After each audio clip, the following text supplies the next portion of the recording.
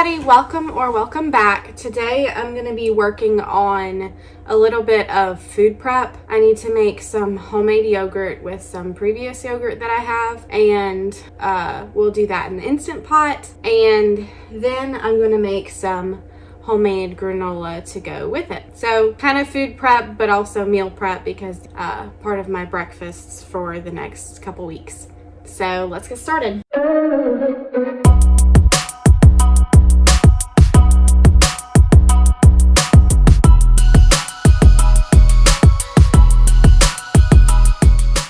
I'm gonna start making the yogurt first. So I don't have an Instant Pot. Mine is a Power Quick Pot. I actually got this brand new in the box from a flea market, oddly enough. And I bought it because it has a canning function. It has a canning button, yeah, right here. It has a canning button. And I didn't mean to put it up. So I haven't used it for canning yet, but I plan to, because I don't have a pressure canner and I need to get all this crap out of it because that's where I store it. If you have a smaller kitchen, you know to do stuff like that. So for mine, so to figure out how to make yogurt in your Instant Pot, a lot of them have a yogurt button, if not all of them, and I don't know how the Instant Pot does it, but mine, you just press the yogurt button, add your milk in, and it'll bring it up to temperature. And then once it's up to temperature, it'll tell you to add, it'll blink add, and it'll beep at you and tell you to add in your yogurt or your starter culture. I took this out the first time because I don't need the rubber seal because I'm not pressurizing anything. Okay, so press the yogurt button. We're gonna put it on.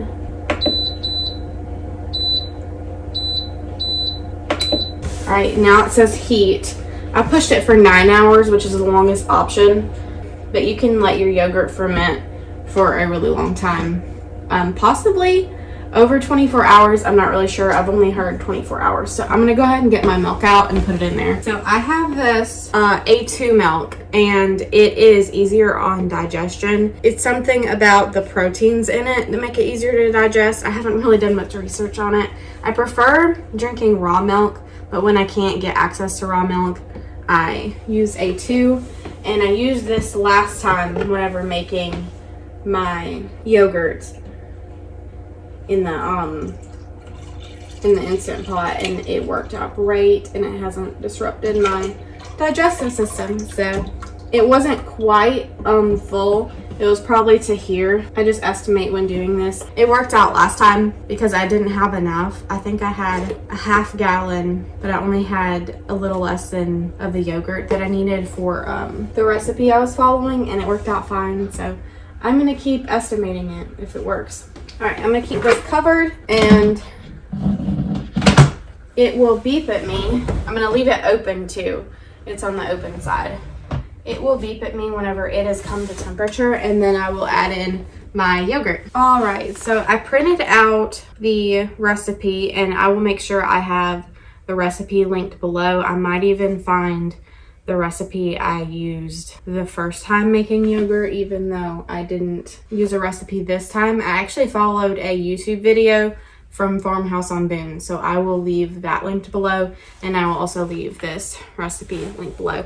It's for maple almond granola clusters. I'm probably not going to add any nuts to it just because I don't want hard crunchy nuts whenever I put granola onto my yogurt. And it's to make them into clusters, which I like. I don't like the individual granola as much as I like the big clusters. So, all right, so I'm gonna get the ingredients out. Okay, our oven's got to be preheated to 300. And I need a 9x13-inch baking pan with parchment paper. I think this baking pan might be a little bit larger than a 9x13, but we'll make it work.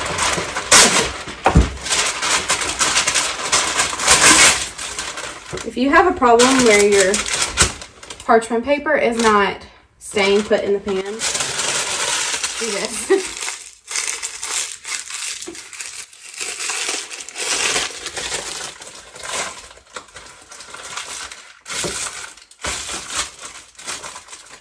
it'll rest in there a little bit better. If it was longer on the sides, I could fold it over and it would stay even in there even better, but that's okay. I don't think it'll stick too bad. I hope not. Oh gosh, are all my bowls dirty? The dishes in the dishwasher are clean, so I grabbed a bowl from there. Okay, so now I'm gonna have to use the stove for this. I didn't expect that. Okay. Oats, almond flour, salt, and almonds. So I'm omitting the almonds. I need 3 cups of rolled oats. I don't have a measuring cup in there.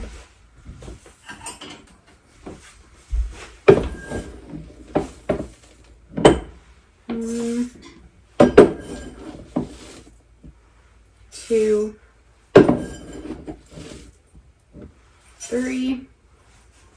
3/4 cup of almond flour. This almond flour is actually pretty old. It's never been opened, but I don't have any issues eating expired food as long as it is still good. Yeah, 3/4 cup.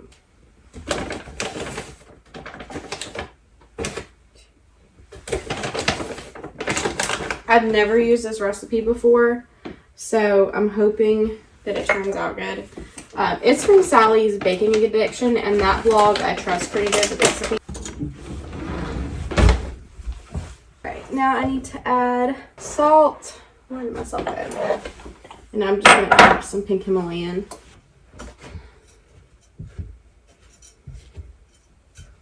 Alright. Now, if you're going to add almonds or other nuts, this is whenever you would add them. You would add them to the oat mixture. Now over the stove top, I need to get a saucepan out. Okay, I brought y'all down here really quick so I could show y'all a little bit better what's going on the stove top. I need about a 1/3 cup, and I'm not going to measure it because it's going to be hard to get out. Oh, my house is actually cold enough today for it to have solidified. A lot of times during the summer here, it gets kind of liquidy in the jar. I need a little bit more.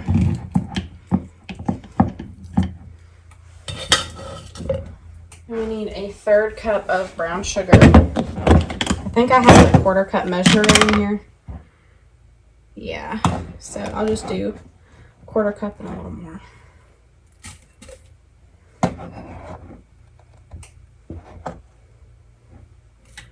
And now I need to add a 1/3 cup of maple syrup. So I have the Maple Guild maple syrup.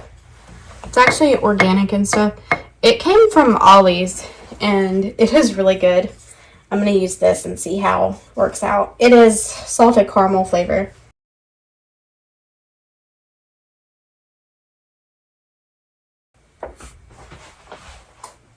Okay, now I'm supposed to whisk. I'm supposed to put it on medium heat. I'm supposed to whisk this together until the sugar dissolves. And then I'm going to take it off the heat and then put in the vanilla and then pour it over the granola. It's pretty much dissolved now, and I can't feel the sugar crystals with the whisk anymore. So I'm going to cut it off, take it off the heat. Add in some vanilla.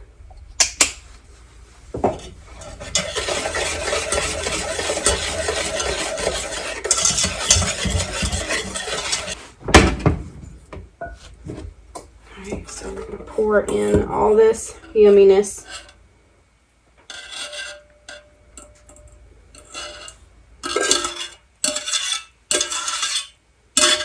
Because it says to pat down in the pan with a spatula. So I got my nice silicone spatula here, and I'm just going to mix it together with it so I don't have to scrape it off the spoon and then change to the spatula. I find it interesting that this recipe doesn't call for cinnamon. I mean, I'm sure you could add it in whatever other spices and seasonings you want, but I'm not crazy about cinnamon, so I'm kind of glad that it doesn't call for it because cinnamon can overtake everything.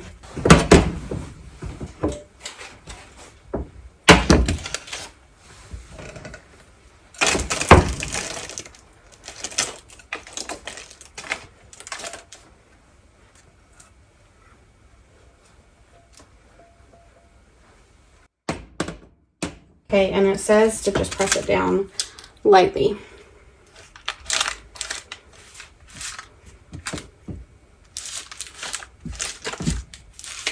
All right, it's all pressed down. It has to bake for 40 minutes, rotating the pan every 10 minutes to ensure the granola slab bakes evenly. Then remove it. Don't turn off the oven. Let it cool for 5 to 10 minutes. Lift the granola pan out, cut into squares, then break up into the clusters. Then put it back into the baking pan and bake the clusters for 10 more minutes. Okay, so that makes sense. So we're just going to bake this for the 40 minutes, rotate it, and then whenever it's able to cut up, we let it cool, cut it up, break it into clusters, and then bake it again once it's a cluster.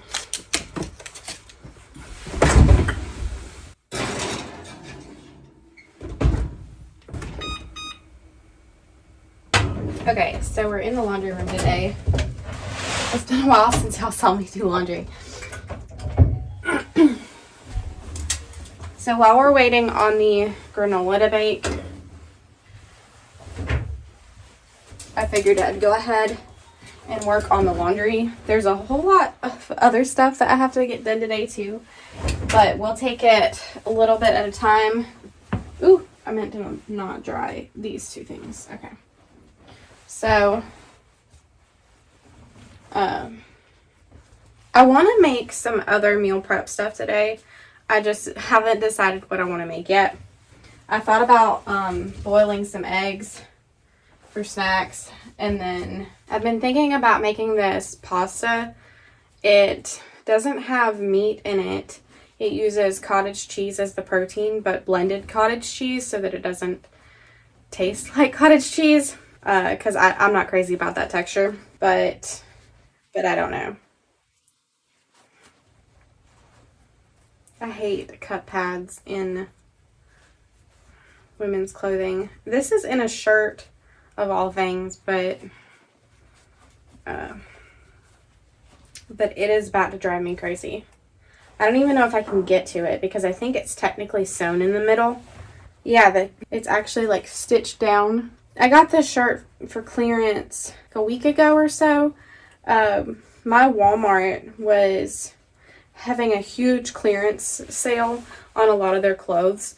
They were marked down to $2. So I got a couple pairs of shorts for $2 and I got a couple shirts too. I also got some like pajama pants to give away as gifts for Christmas. Those were $5 though, not $2. But most everything else was $2 and I was shocked because our Walmart doesn't usually have good sales. Alright, I think next I need to get jeans done. Let me start this first before I forget.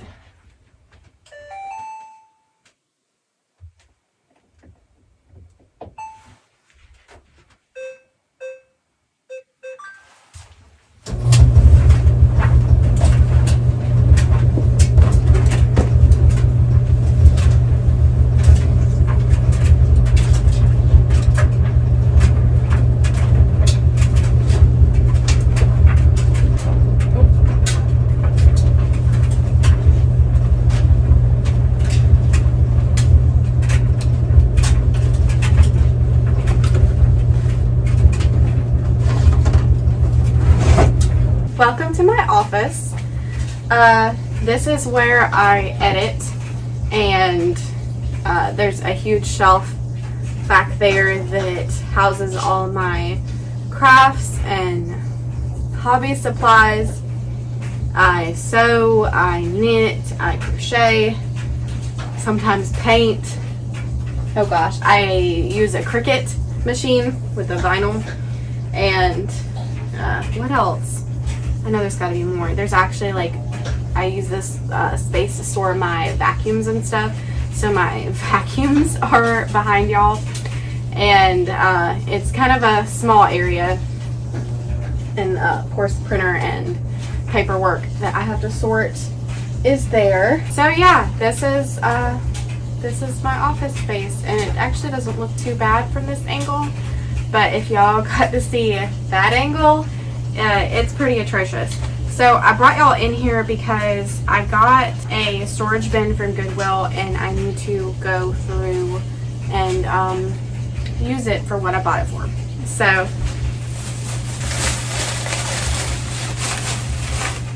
okay, so I got this. It's just like a brown wire thing, and it came with this like, I think it's faux brass. It might be real brass, like name tag thing, or label, not name tag. And it was $3.53. So I thought, you know, I'll put our manuals in it. So like manuals for the like appliances we have and stuff like that, and warranties.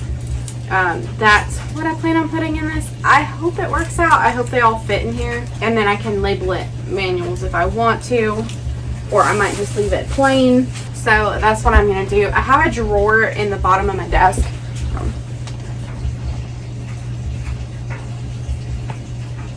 You can kind of see it now, but then y'all can also see the wreck that's back here. So, and I leave a blanket in my office chair because sometimes it gets cold whenever I'm editing. This is a cooler room in our house, so there's that. Okay, so yeah, this is actually the manual to the Power Quick pot that we're using for the yogurt. So right now, this drawer is a mess because it's a mix of folders, different kinds of tape, like duct tape, masking tape, stuff like that, manuals, extension cords, and just crap like that. So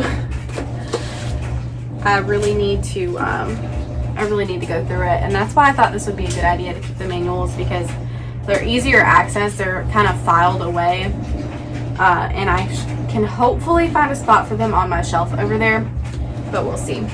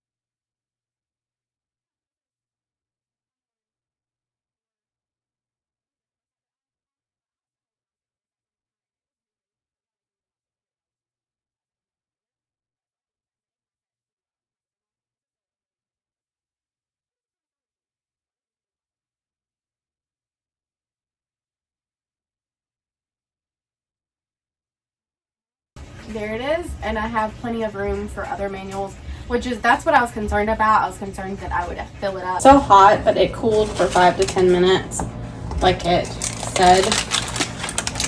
Oh, that came out really nice. Okay, and I think now I have to cut it into squares, then break it up.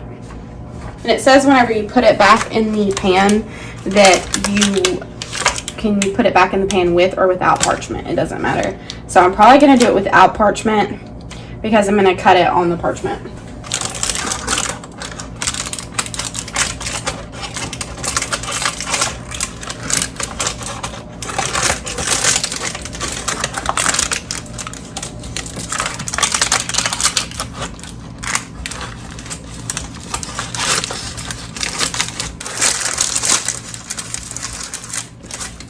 It's definitely clustery though. Oh, y'all can't even see it. Hold on. No, we're down. There we go. Now y'all can see it.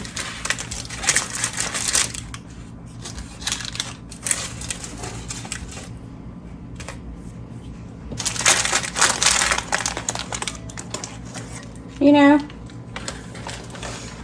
Now I'm torn. Yeah, I think I'm just gonna put it all loosely in the pan because I think the moisture will evaporate better if I do it that way. Some is in clusters and some isn't. That's okay. I think I just could have baked it a little bit longer. But that's kind of how store-bought granola is. A lot of it's in clusters and then the bottom half of it is not.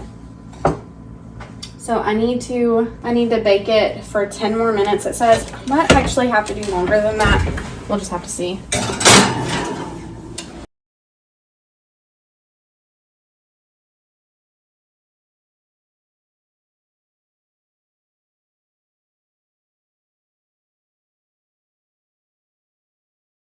All right, so now it's beeping at me and telling me to add it.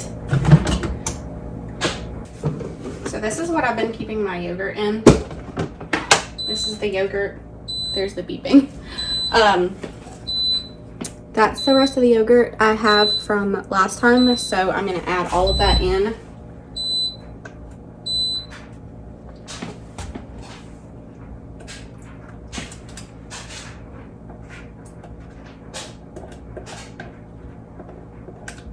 And I'm just gonna give it a good stir to make sure it's mixed in well. Okay, so I press the yogurt button and it's on 9 hours and I start it. And all it's gonna do is keep it at the temperature that it's currently at for 9 hours. So I just let that sit until it tells me it's ready, and then hopefully I'll get to show you what it looks like whenever it's done.